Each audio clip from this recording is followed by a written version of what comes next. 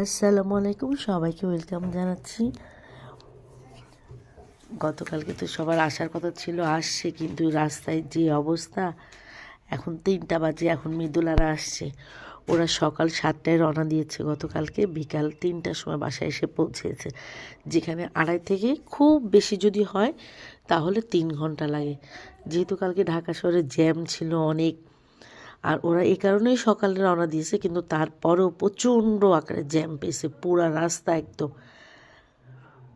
পরে 3টার সময় ওর হাতে, আমি বলছি আল্লাহ, আমি ভাবলাম এটা সবেদা।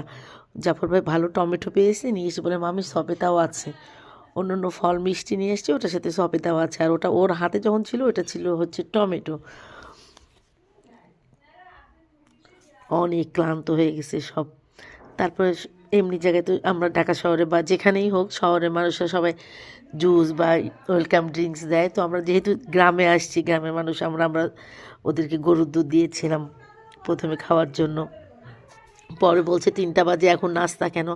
ওই যে আমরা দেখি না কোথাও গ্রামে গেলে তো যতই 3টা বাজে যাক আর 12টায় যায় 10টায় যায়, ওরা নাস্তা দিবে। তো আমরা ভাবলাম যে আমরাও সেটা করি, যেহেতু ওরা দেশে আসছে বেড়াইতে।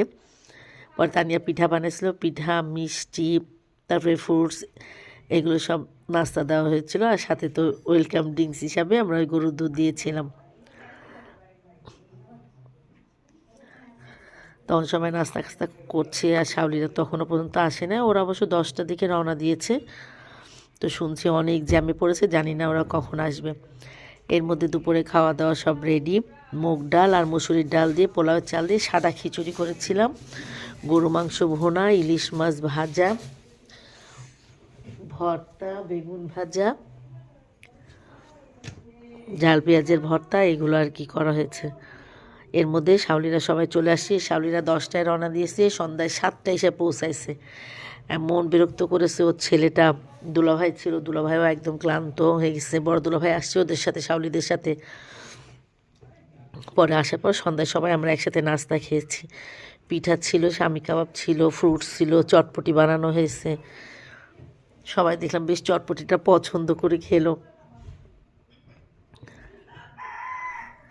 ওদেরকে বলছিলাম ভাত খেতে, খাই নাই, ওরা রাস্তায় এটা সেটা টুকটা খেয়েছে গাড়িতে।